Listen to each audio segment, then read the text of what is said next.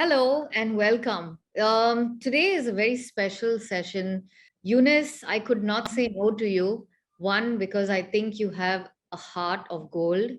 And two, because of the context and the premise of what we're about to talk about, what we're about to share space. And we want to invite all of you into today's discussion because these are, hard times. They're real challenges that we are all facing on some level or the other. And we're going to be talking from our perspective, but also based on our expertise, based on our personal and individual passions and missions to serve and support you.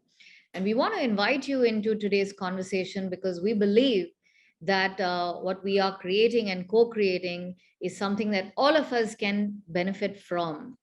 So, on that note, Eunice, I'd love to welcome you very warmly into today's discussion. Thank you, Carol. Thank you. I'm so glad to be here with you. Yeah. Likewise, likewise. And, we just a couple of days ago, we were on another webinar. If you're watching this right now, go to LinkedIn, go to Eunice's profile. You can check out all the details over there. We had a very, very live, a very interactive session for people. And, I think that coming together is really where the magic starts to unfold. So, without wasting any more time, I want to jump in. And today's theme, today's discussion is really about leading in unprecedented times. So, Eunice, based on your expertise and your experience, and what's happening on LinkedIn, because the mission over there is also to support job seekers. What has been your experience, and what's your perspective on what's happening right now with people either looking for jobs or trying to get hired? Yeah. This is really a time that it's something that is indescribable to some people, because every one of us, we all know we are living in unprecedented times where a lot of people are struggling, doing some extraordinary things, to see what they can do to maintain their strength and also to enable them to do what they're doing. It's not easy at this time for job seekers, I know, because this is even a time a lot of companies are laying off their workers. Some people are sacking people and all of that. So for you to be looking for a job and for you to get it, it's something that is it's something that you have to be dedicated and you don't lose hope. So I just want to encourage the job seekers not to lose hope. And I believe that after the adversity, just like after night, there's always morning. After adversity is like when you are sowing, you want to sow a seed or something. At the time you are sowing a seed, there's a kind of, maybe there could be no food at that time and all of that. But at a point, you begin to see that seed begin to germinate, and subsequently you begin to see fruits and all of that. And I think that's exactly what's going on. So after adversity, something good is going to come up. People should not be downcast. People should not be disenchanted with the world system. Mm-hmm. People should be hopeful, and they shouldn't lose hope, because without hope, you won't be able to make it. Don't feel that this thing has come to stay. It has not come to stay. It will eventually go. So I want to encourage the job seekers, I want to encourage the leaders, to continue to be innovative and to be creative. No matter how little it is in your own area, just try to create something. Try to solve little problems. So what I'm trying to say is that we can always inspire. We can always, everything depends on what we want. If we want to change the world, it's not about talking. No, it's about action. You understand? It's all about action. Take action wherever you are. Take an extraordinary action. I want to tell you, you are going to see an outstanding results. Thank you.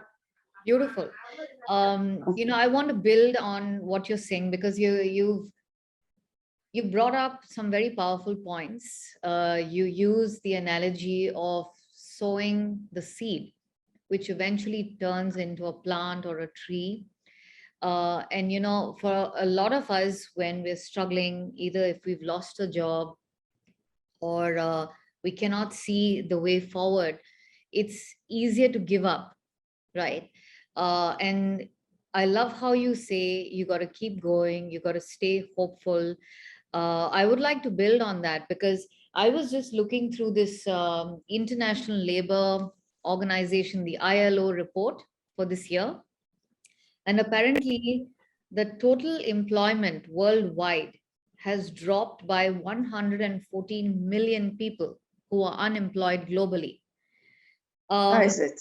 yeah, and this is not just people who have lost jobs. What's interesting is that there are many people, probably people who are going to be watching this as well, who have dropped out during the pandemic.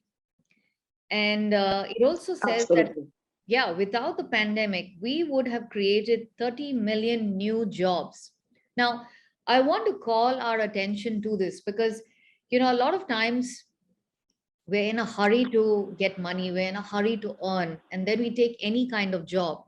And it might be okay in the short term, but I would encourage you to also, invest yourself in education, invest yourself in training, get the right support system, find mentors, find coaches.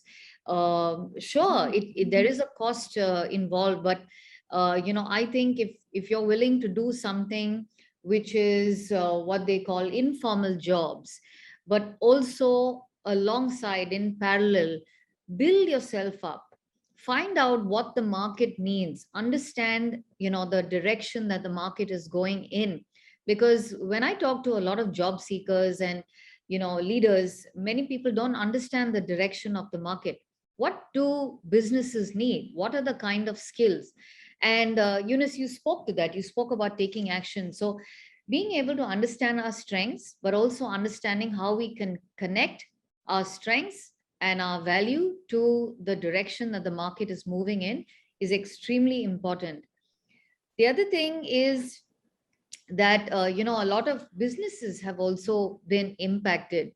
Micro and small businesses have been wiped out. They have debt. They don't know how to pay, and they don't have the money, right? So in these kind of times, as you spoke about leading in unprecedented times, and I think it's super important for us to be flexible, keep an open mind, reach out to people. A lot of times we're hesitant to talk about our struggle. We don't want to look weak. We don't want to look small. And maybe, in our mind, by opening up, we think we're going to lose something. But on the contrary, when you ask for help, there are so many good people who will help you. So don't be ashamed. Don't be embarrassed. This is a hard time for everybody at the moment. And we're all here to support each other. Eunice, anything else around the piece about moving forward, around the piece around how support groups can help one another, because that's clearly why we're here as well. Do you have any thoughts on that? Well, before I go into about support and all of that, I would want to talk about adaptability. This is a time for us to adapt. Um, trying to seek for new ideas, try to see what works and all of that. Seeking for new ideas. This is the time for it. Trying to also adapt, because if you don't do that, there's a possibility that you are going to be disappointed and get frustrated with the situation you see or you see yourself in. So this is a time for you, when you begin to adapt to a situation, you're also trying to say that that situation is not above you. Yeah. It's a situation you can also handle, and it's all about mindsets. If you're able to know that, this particular thing, it's something that you can overcome. Mm-hmm. You have that you can overcome it. You will see that you overcome it. Yeah. So Mhm. Yes. And you were talking about trying to help others and all of that. I want to ask you, do you think people are being afraid of helping people, or maybe people are doing this out of maybe a kind of experience they must have had? Or what is actually the reason why people don't like helping others? Are you thinking that people are afraid maybe because of fraudsters and so many things? Why do? All right, how will you know the right people? How would you know the right people? So I want you to talk about it. Let's talk about it. Hmm. I think you bring up a very valid point because I'm reading this book. It's by Robert Greene. It's called Laws of Human Nature. And it Okay. talks about how we have been conditioned to hide our shadow self, to hide our desires, our wants, because we have shame around many of the things that we want in life. And what happens is the more you try to hide these things, the more it comes out somewhere else. And social platforms, if you look at them, they tend to expose these kind of things even more.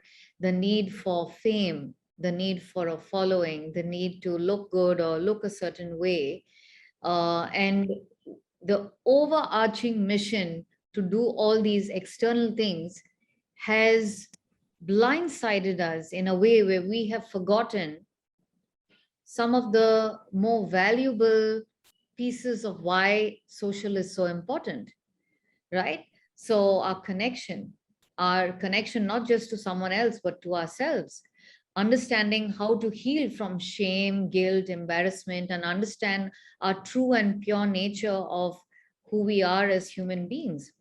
And, Deepak Chopra talks about this in his book, Synchro Destiny. He says one of the ways for us to evolve and to grow is through our relationships. So the more, and a lot of people think that when we give we lose something, but that's from a mindset. You use the word mindset. It's from a mindset of scarcity. When you feel that you have little and you cannot give anything. But the truth of the matter is, the more you start to invest in your relationships, and relationships could start in your physical space, to your community in your local area, to coming online and doing something by creating value around what you're good at and providing it as a service, as well as providing it free to people who really need it. There is intrinsic value in that, and it is immeasurable. I come from a health background, and there was something that I started to realize with many patients that I used to take care of. The more we used to take patients out to make candles, for instance, or do something like make purses and things like that, there was a genuine joy in making these things, in an outpour of creativity, in an outpour of giving and being able to provide value to someone else, that they would get better mentally. They would feel better in themselves. Now, this is something that we have lost collectively. We need to bring this back. We need to understand the intrinsic value of working from an abundance mindset, of understanding how we can convert our fear of loss to gain, right? And it's a process. I myself only learned these things about 10 years ago when I started to invest in meditation, when I started to apprentice under masters and master coaches. I do a lot of reading. And that's the reason I believe education. And I don't mean we need to go to a university for that type of education. But just a conversation like this, by finding a guide, by finding a mentor, by having the right coaches, that is really where we can start to remember who we are. It's not new, it's a very ancient wisdom that resides in all of us. So, to your question, I think that these are things that are lost. We are operating from fear, we're operating from scarcity. We think that if we give, we're losing something, instead of understanding how much richer we become in our soul, in our heart, in our spirit, And from that space, start to provide better value to other people. And it's a process. I believe that people can change. I'm very hopeful of that. It's conversations like this, it's the value that we provide on social platforms when we are genuine. It can impact other people, and people will start to wake up because most people are kind of asleep right now.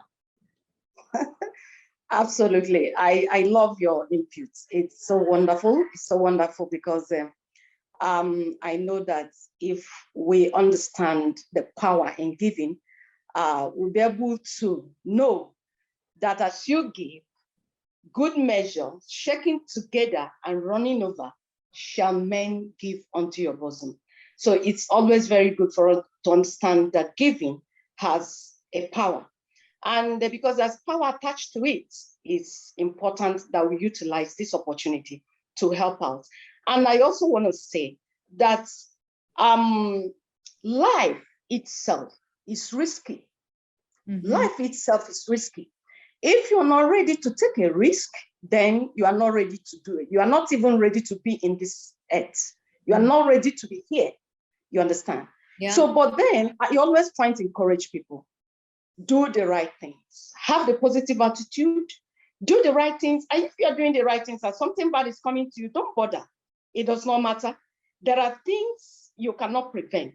But one thing you should know is that the Creator will always be for you. So do your part and let the Creator do his part. Thank you. Beautiful. Thank you so much, Eunice. And if you're watching in, if this is a conversation that resonates with you, if this is something that touches your heart or you need support with, please feel free to reach out to Eunice and myself. We would be more than happy to either connect you with the right people or see how we can help you ourselves. On that note, we want to thank you for today's session. Eunice, thank you for joining me in today's session as well. Yeah. Thank you. Bye. Thank you and bye bye.